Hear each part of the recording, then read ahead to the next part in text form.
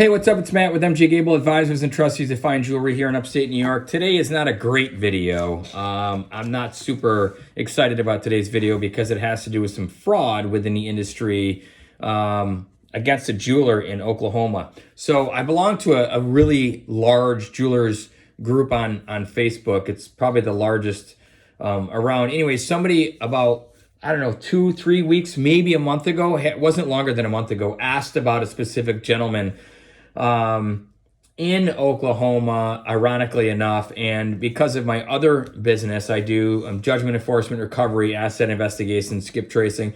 I was intrigued, did some research on the gentleman, and was able to locate him and find him. But apparently this jeweler had sent some stuff to him, I think for either him to purchase or maybe to appraise, I don't know. Get up this morning, and I opened my email, and lo and behold, In-Store Magazine, which is a jeweler's magazine, has got an article about an Oklahoma jeweler charged with embezzlement for allegedly stealing from customers.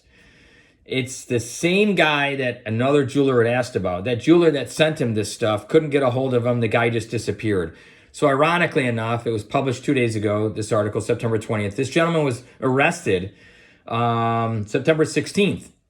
Paul Williams, owner of Jewelry Liquidation, was arrested on September 16th, according to a Facebook post from the Tulsa Police Department. He was charged with 4 counts of embezzlement.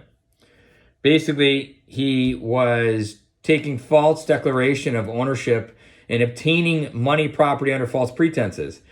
What he was doing is victims would be dropping off their jewelry for cleaning, repairs, appraisals, and they were retained by the store owner, Paul Williams.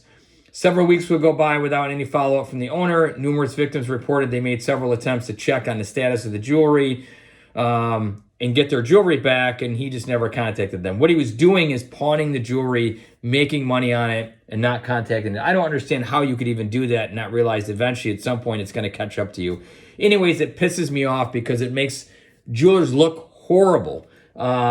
I can't stand reading this stuff. So a couple things to help you from getting in this situation. One, when you drop off jewelry to a jeweler, they should give you a repair slip, okay? On that repair slip, there are things like date received, date promised, estimated cost for your repair, and declared value. So that declared value obviously is what that piece would value for appraised. If the jeweler messes it up or something happens to it, if you've got insurance coverage on your jewelry, they should cover it. Received by the person's initials, name, address, the description of the piece is right here, and then the type of work that needs to be done. That's important that you either get one of these. If it's an appraisal, now here, if you're local, we do our appraisals in front of our clients. We do get some clients that just leave it with us. We get it done same day or next day, and we call them and they come pick it up. That's normal. Some people, they're very uncomfortable with that. Fine, you can wait for it. If you leave it, get a memo. A memo basically is a document indicating that you're leaving jewelry with somebody. The goods described in value as below are delivered to MJ Gable for examination and inspection only and are the property of so-and-so and are subject to this order shall be returned to them on demand. So if you ask for them to be back or returned to you, you have to do that. It also says such merchandise until returned to them.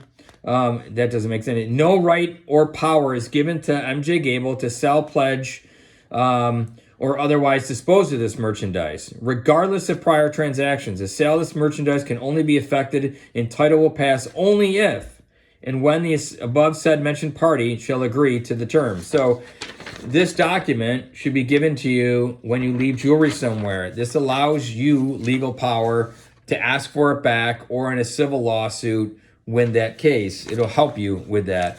So I hate doing videos like this. I'm not a fan of any jeweler. In my opinion, jewelers are held to a higher ethical standard. We should be doing things by the book. There's a couple things that I found after the fact. Looking further into this, his Better Business Bureau reviews weren't great. His online reviews weren't really that great. He's only been in business 5 years. That shouldn't mean anything. I mean, there are jewelers that are starting out. I remember when I started, it was very difficult.